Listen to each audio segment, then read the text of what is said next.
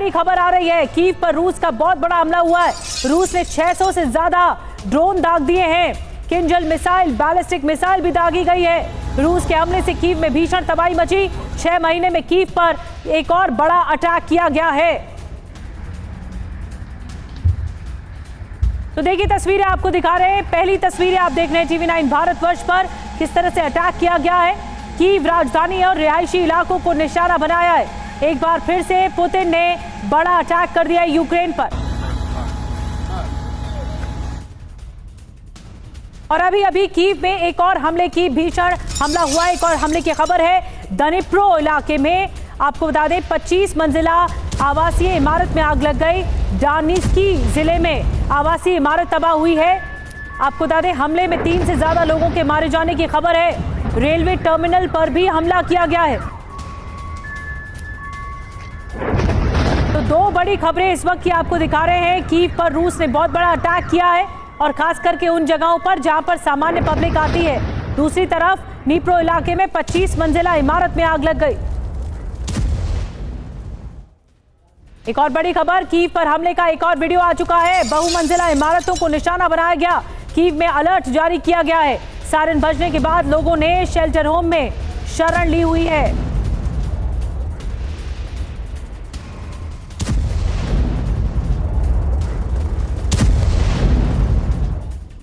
और बताया जा रहा है कि रूसी हमले से कीव में बहुत बड़ा नुकसान हुआ है। बिजली, ट्रैफिक व्यवस्था ठप हो गई है। दर्जनों घायलों को अस्पताल ले जाया गया।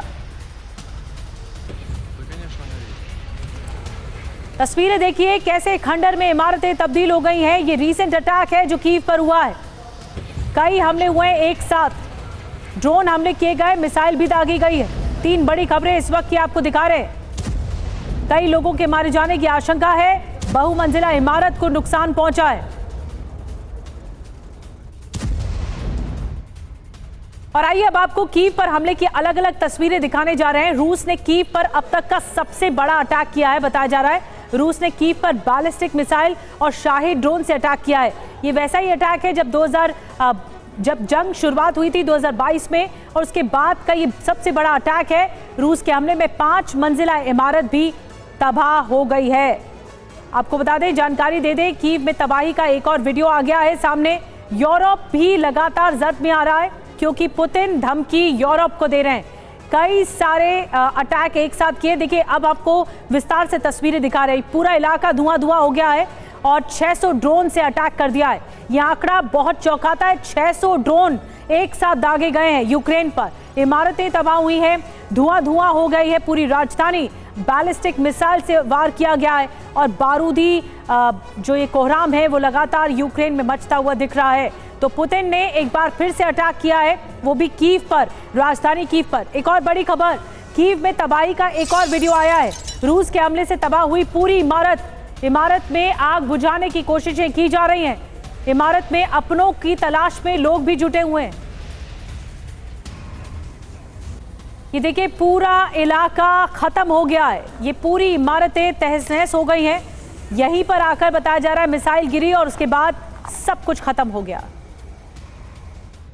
एक और बड़ी खबर, कीव में हमले पर जेलेंस्की का बयान भी सामने आया है। कीव हमले पर जेलेंस्की ने बड़ा दावा किया है। रूस के हमले में 14 लोगों की जान गई है। रूस के हमलों में 3 बच्चों की भी मौत हुई है। हमले में 12 से ज्यादा इमारतें तबाह हो गई हैं। और वहीं कीव में विध्वंसक हमले पर यूरोपीय यूनियन का भी बयान सामने आया है। यूरोपियन यूनियन का कहना है कि कीव हमले पर जो EU अध्यक्ष है उर्सुला का दावा है कीव में EU डेलीगेशन पर यह अटैक था।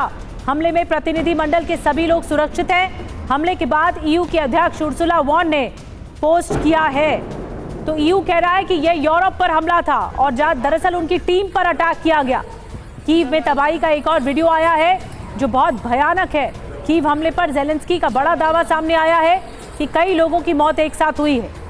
और कीव अटैक पर EU चीफ ने भी बयान दिया है कि यह EU डेलीगेशन पर अटैक रहा। तो अब ऐसा लग रहा है कि यह युद्ध रुकने वाला नहीं है। कितनी कोशिशें नाकाम गई। कीव पर एक बार फिर से हमला हुआ है। आपको बता दें किन हथियारों से हमला किया गया। किंजल मिसाइल का इस्तेमाल किया गया, बैलिस्टिक मिसाइल का इस्तेमाल किया गया, शाही ड्रोन का इस्तेमाल किया गया। कीव में कहां-कहां नुकसान पहुंचा है। दनिप्रो जिला, दार्मिस्की जिला, सोलोमियांस्की जिला, इन सब जगहों पर नुकसान हुआ है। टारगेट कहां कहां था आपको बता दें, बहुमंजिला इमारतें टारगेट पर रही, सरकारी दफ्तर, अस्पताल टारगेट पर रहे। और पुतिन का संदेश क्या है इन हमलों के जरिए? हमला करके क्या बताना चाहते हैं पुतिन? युद्ध और विध्वंसक होगा, युद्ध में अब आर पार की बारी आ चुकी है। तो ये संदेश है, ये मैसेजिंग है पुतिन की ओर से। एक और बड़ी खबर जो मिल रही है यूक्रेन से, अभी अभी एक और बड़ी खबर आ रही है। खेरसोन में यूक्रेन का भीषण हमला हुआ है, रूसी सैन्य ठिकानों पर प्रहार किया गया है। नीपर नदी के किनारे यूक्रेन का हमला हुआ है। यूक्रेनी हमले से खेरसोन में भीषण आग लग गई। और खेरसोन वो जगह है जहां पर हमले का एक और वीडियो आया। यूक्रेनी सेना का खेरसोन में ड्रोन अटैक हुआ है। यूक्रेनी हमलों से खेरसोन में आग लग गई है भीषण।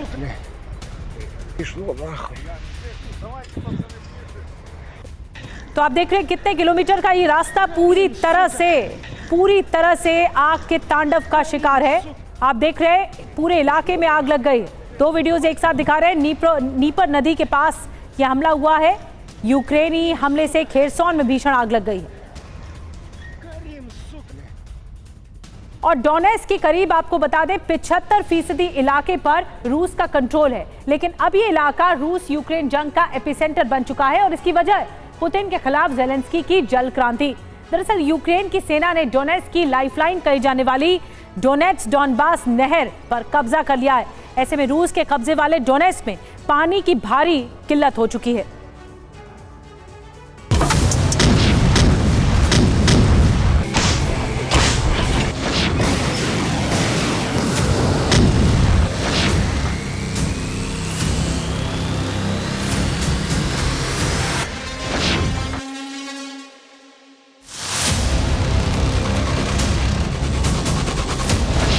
यूक्रेन जंग का डोनेट्स्क फ्रंट इस वक्त युद्ध का एपिसेंटर बन चुका है। वॉर ग्राउंड के इस हिस्से में भीषण जंग जारी है। पुतिन की सेना ने एक साथ डोनेट्स्क में कई फ्रंट लाइन पर मोर्चा खोल दिया है। रूसी सेना पूरी ताकत से आगे बढ़ रही है, लेकिन सवाल है कि रूस ने अचानक डोनेट्स्क में इतना बड़ा अभियान क्यों शुरू कर दिया।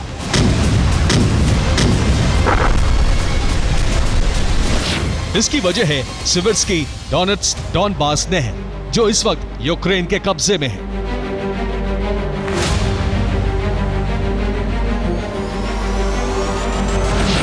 सिविर्स्की डोनेट्स्क डॉनबास नहर को डोनेट्स्क की लाइफलाइन कहा जाता है। इस नहर के एक हिस्से पर यूक्रेनी सेना ने कब्जा कर लिया है। यूक्रेनी सेना ने नहर का पानी रूसी कब्जे वाले हिस्से में जाने से रोक दिया है, जिसकी वजह से रूसी कब्जे वाले डोनेट्स्क में पानी की किल्लत हो गई है।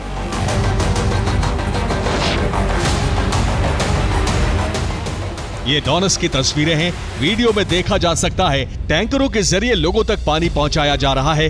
बीते कुछ दिनों से लोग इसी तरह जीने के लिए मजबूर हैं। ये रूसी कब्जे वाले हिस्से से गुजरने वाला डोनेट्स्क डॉनबास नहर का हिस्सा है। नहर में पानी बिल्कुल भी नहीं बचा है, ये लगभग सूख चुकी है।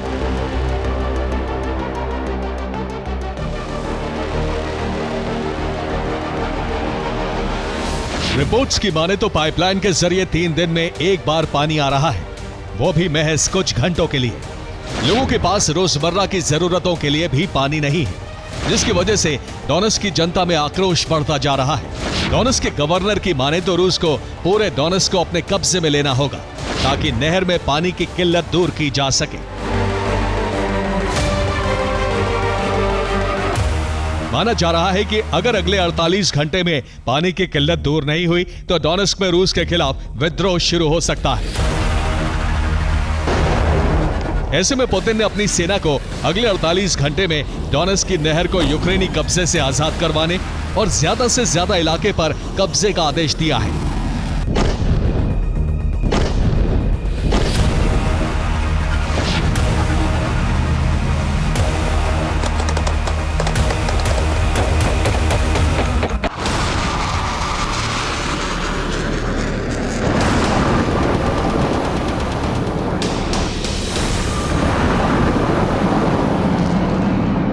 पुतिन के आदेश के बाद रूसी सेना ने डोनेस्क में अभियान तेज कर दिया है।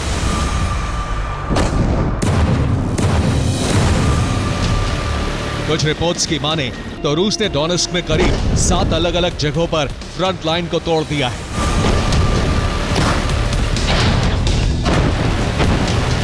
करीब 400 यूक्रेनी जवानों की मौत हो गई है। डोनेस्क के मिर्नोग्राड में रूसी सेना ने फैब 3000 बम से हमला किया। इस हमले में रूस की एक पोस्ट तबाह हो गई। रूस की एयरफोर्स डोनेस्क में यूक्रेनी फ्रंट लाइन पर क्लस्टर बम से हमले कर रही है ताकि यूक्रेनी सैनिकों को पीछे ढकेला जा सके।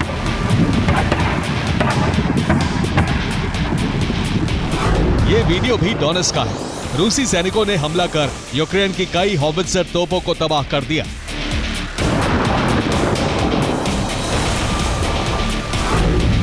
रूसी सेना ने सबसे बड़ा हमला दोब्रोपिल्या पर किया है। यूक्रेन का दावा है कि रूस यहां कोयले की खदानों को निशाना बना रहा है।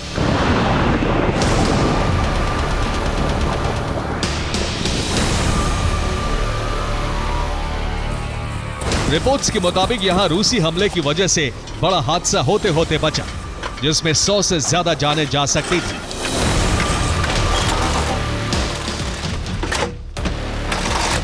दावा है कि हमले के वक्त खदान में करीब 150 मजदूर काम कर रहे थे। 4 मजदूर खदान के बाहर थे जबकि 146 अंदर थे। ये 146 मजदूर हमले की वजह से खदान के अंदर फंस गए। कई घंटों की मशक्कत के बाद इन मजदूरों को बाहर निकाला जा सका।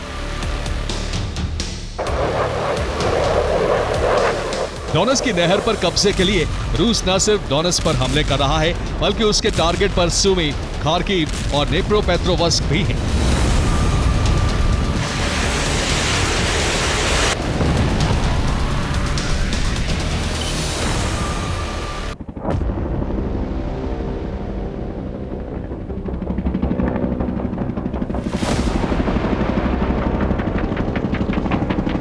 एक तरफ रूस डोनेस्क पर कब्जे के लिए बड़े हमले कर रहा है तो वहीं दूसरी तरफ यूक्रेनी सेना ने लुहांस्क में ड्रोन हमले शुरू कर दिए हैं।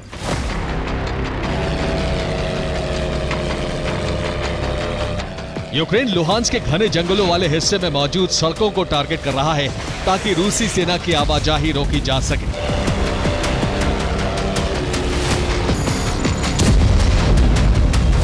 ये सर्बियान्स्की फॉरेस्ट की तस्वीरें हैं। सड़क की सुरक्षा के लिए यहां जगह जगह जाल लगाए गए ताकि ड्रोन हमलों को रोका जा सके। इधर रूस ने ECPT यानी European convention for the prevention of torture संधि से खुद को बाहर कर लिया है। रूस ने इस संधि को 1998 में स्वीकार किया था। इस संधि का उद्देश्य जेलों में मौजूद कैदियों के अधिकारों की रक्षा करना है। संधि के मुताबिक जेल में बंद कैदियों के साथ अमानवीय व्यवहार नहीं किया जा सकता। उन्हें यातना देने पर प्रतिबंध है।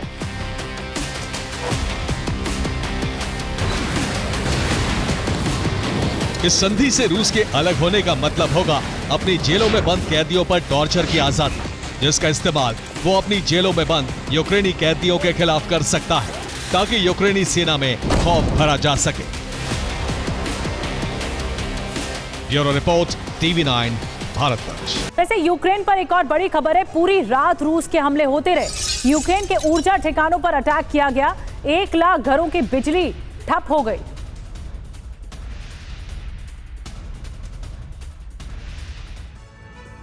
और पुतिन का बारूदी प्रण है ये। यूक्रेन की ऊर्जा ध्वस्त की गई है।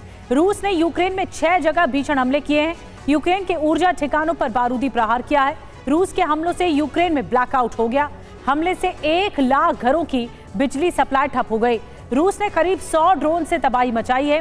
कहां हमले हुए हैं आपको बता दें। पोल्टावा, सुमी, चर्नाहाइव और खार्किव, खेरसोन, नेप्रोटस। बड़ी बात क्या है, ज़ेलेंस्की ने कहा शांति के लिए रूस पर दबाव दुनिया बनाए। और आपको एक और बड़ी खबर बता दें, यूक्रेन का रूसी ठिकानों पर हवाई हमला हुआ है। MiG-29 से रूसी सेना पर बम बरसाए गए हैं। हैमर गाइडेड बम से इमारत पर अटैक किया गया है। यूक्रेनी हमले में रूस को भारी नुकसान पहुंचा है।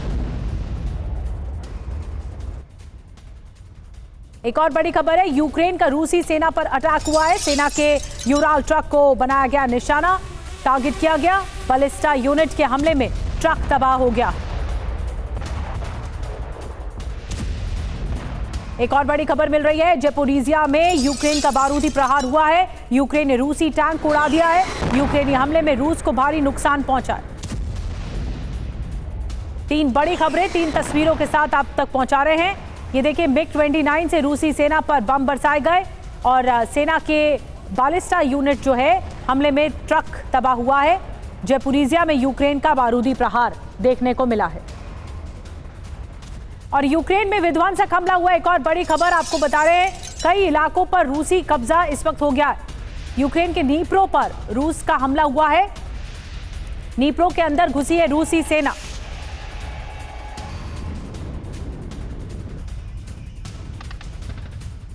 तो इस बैटलफील्ड में आपको बता दें, विध्वंसक हमले हो रहे हैं। कई इलाकों पर रूसी कब्जा है। पिछले 12 घंटे से यूक्रेन में बारूदी बरसात हो रही है। यूक्रेन पर बैलिस्टिक मिसाइल, ड्रोन, टैंक से अटैक हुए हैं। कई इलाकों में रूसी सेना की बढ़त मिली है। पूर्वी नीप्रो में रूसी सेना की एंट्री हुई। नीप्रो के 2 इलाकों पर रूस का कब्जा है। यूक्रेन के दूसरे इलाकों में भी आमने सामने की जंग छिड़ी हुई है। यूक्रेन युद्ध के बाद यूरोप के सामने ऊर्जा संकट खड़ा है। अमेरिका को यूरोप में बड़ा ऊर्जा बाजार नजर भी आ रहा है। दूसरी तरफ रूस पर अमेरिका और यूरोप के प्रतिबंध लगे हुए हैं, उससे घाटा उठाना पड़ रहा है।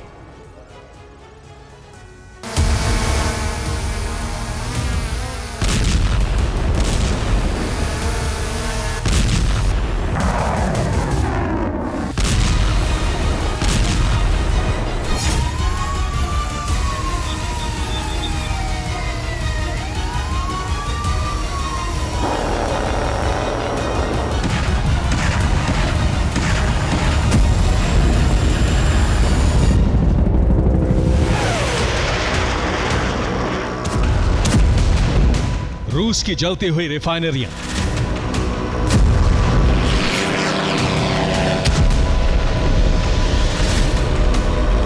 महीनों से धधकते सुलगते ऑयल डिपो। यूक्रेन के इन हमलों से रूसी रिफाइनरियों का 10% पेट्रोलियम उत्पादन घट चुका है और रूस अपना तेल उत्पादन बढ़ाने के लिए सिक्योरिटी प्लान भी तैयार कर रहा है। इस संकट को अवसर में बदलने के लिए तैयार हैं डोनाल्ड ट्रंप। रूस पर प्रतिबंध लगने के बाद अमेरिका ने यूरोप को महंगी एलएनजी और पेट्रोलियम की सप्लाई बढ़ा दी है। दूसरी तरफ डोनाल्ड ट्रंप रूस के साथ एनर्जी सेक्टर में बड़ा समझौता करने की तरफ भी कदम बढ़ा रहे हैं। यानी हमेशा की तरह यह आपदा भी अमेरिका के लिए अवसर है।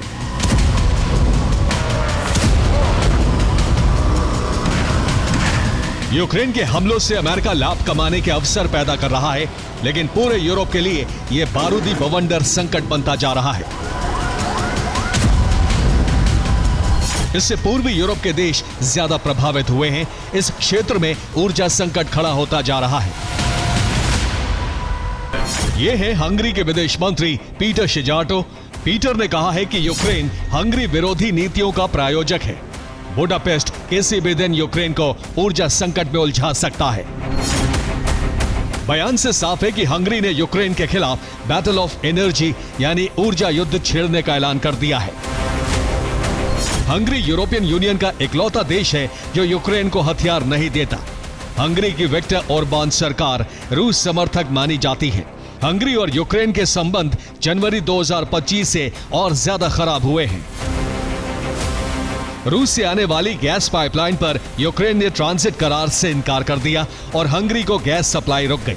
अब हंगरी यूक्रेन को बड़े ऊर्जा संकट में फंसा सकता है, जिसका हथियार होगा बिजली का एक प्लग।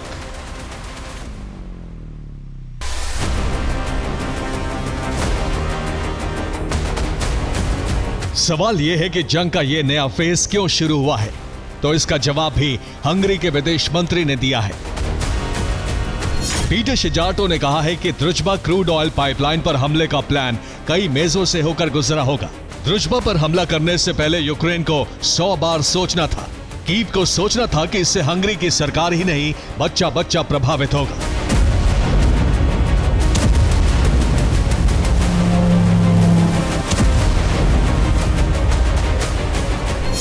यूक्रेन 2 बार द्रुजबा पाइपलाइन पर हमला कर चुका है। 21 अगस्त को द्रुजबा पाइपलाइन पर पहला हमला किया गया। 24 अगस्त को द्रुजबा पर दूसरा हमला किया गया। इससे यूरोप के 8 देशों में कच्चे तेल की सप्लाई बंद हो गई। हालांकि ओवरग्राउंड लाइन को कुछ घंटे में बहाल कर दिया गया, लेकिन रूस का कच्चा तेल यूरोप को पहुंचाने वाली ये आखिरी पाइपलाइन है। यूक्रेन के इस हमले से हंगरी भड़का हुआ है और उसे भी ऊर्जा संकट के अंधेरे में ढकेलने की धमकी दे दी है। द्रुजबा लाइन के ठप होने से यूरोप के कई देशों की अर्थव्यवस्था सुस्त हो गई है, जिसमें सबसे ज्यादा प्रभावित हंगरी हुआ है।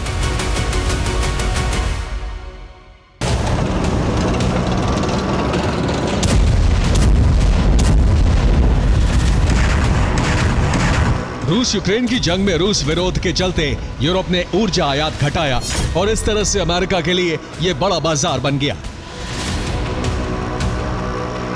2025 की पहली तिमाही में अमेरिका ने यूरोप को 13.4 मिलियन यानी 134 लाख बैरल तेल प्रतिदिन बेचा है। लेकिन ट्रंप का प्लान सिर्फ इतना ही नहीं है। ट्रंप ने अब रूस के साथ भी एनर्जी सेक्टर में सौदे पर चर्चा छेड़ दी है। इस महीने रूस अमेरिकी अधिकारियों के बीच एनर्जी सेक्टर में सौदे पर चर्चा हुई है। ट्रंप चाहते हैं कि रूस अमेरिका की सबसे बड़ी तेल उत्पादक कंपनी एक्सॉन मोबिल को सखालिन-1 ऑयल एंड गैस प्रोजेक्ट में शामिल करे। इसके बदले में रूस को एलएनजी प्रोजेक्ट में काम आने वाले अमेरिकी उपकरण खरीदने की छूट मिल जाएगी। इसके साथ ही रूस से न्यूक्लियर पावर्ड आइस ब्रेकर खरीदने पर भी अमेरिका ने चर्चा की है। ट्रंप के यूक्रेन के खिलाफ सख्त और रूस के लिए नरम बयान से इसके संकेत भी मिले हैं। ट्रंप युद्ध विराम पर रूस को सहमत करने के लिए ये सौदेबाजी कर रहे हैं और इसमें अपना फायदा भी देख रहे हैं, लेकिन संकट में यूरोप घिर रहा है। Bureau report, TV9 Bharatvarsh. और एक और बड़ी खबर है, यूक्रेन युद्ध पर तुर्की से बड़ी खबर आ रही है। पुतिन जेलेंस्की की हो सकती है मुलाकात, इस्तांबुल में हो सकती है दोनों की मीटिंग। तुर्की के उपराष्ट्रपति सेवदत यिल्माज ने कहा है तुर्की पर रूस यूक्रेन दोनों को विश्वास है। टास्क की रिपोर्ट में बहुत बड़ा दावा है। और पुतिन जेलेंस्की की मुलाकात होने वाली है। आपको बता दें नया दावा क्या है। पुतिन और जेलेंस्की के बीच शिखर सम्मेलन जल्द हो सकता है। इस्तांबुल में होगी दोनों नेताओं के बीच वार्ता। सेवदत यिल्माज की तरफ से कहा जा रहा है उपराष्ट्रपति तुर्की के। और दावे के पीछे तर्क क्या है आपको बता दें। एर्दोआन के पुतिन जेलेंस्की के साथ अच्छे संबंध हैं। तुर्की में रूस यूक्रेन के बीच 3 दौर की वार्ता हो चुकी है। एर्दोआन ने कई बार यूक्रेन में शांति की कोशिश की है। और बड़ी खबर आपको बता रहे हैं, रूस की पश्चिमी देशों को चेतावनी, यूक्रेन में सुरक्षा गारंटी को लेकर धमकी दी गई है। क्रेमलिन के प्रवक्ता दिमित्री पेस्कोव ने कहा है यूक्रेन में यूरोपीय सेना स्वीकार नहीं, नेटो की वजह से होगा युद्ध का विस्तार। तो क्रेमलिन के प्रवक्ता दिमित्री पेस्कोव की तरफ से बड़ी बात कही गई है। उनकी ओर से कहा गया है कि यूक्रेन में यूरोपीय सेना स्वीकार नहीं है।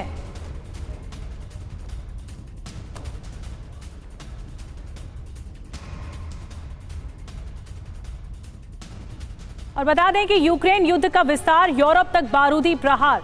यूरोप की देखिए रणनीति क्या है। सुरक्षा गारंटी के बहाने यूक्रेन में सेना की तैनाती। मकसद क्या है? रूस बॉर्डर तक नेटो सेनाओं को पहुंचाना। रूस की धमकी क्या है? यूक्रेन में यूरोपीय सेना स्वीकार नहीं है। यूक्रेन में नेटो सैनिक आए तो युद्ध का विस्तार होगा। नेटो को यूक्रेन से दूर रहने को कई बार कहा जा चुका है। यूरोप की कोई सेना नहीं, कुछ विशिष्ट देशों की सेना है, जिनमें से ज्यादातर देश नेटो सदस्य हैं।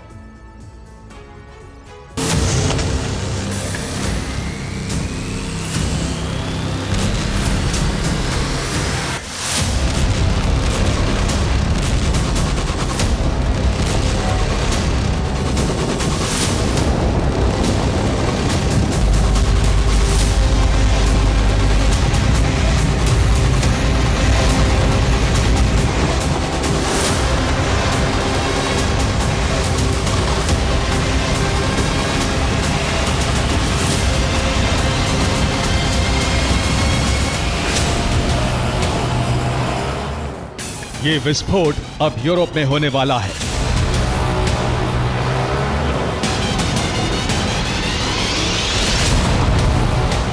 ऐसे ही धमाकों से अब यूरोप में नेटो के देश टहलने वाले हैं।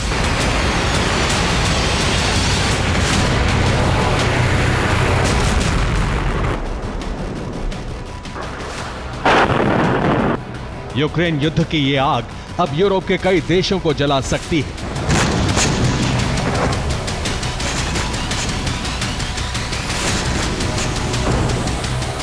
पुतिन और उनकी सेना ने बहुत ही खतरनाक प्लान तैयार कर लिया है। रूस अब यूरोपीय देशों को यूक्रेन के बारूद से जलाएगा।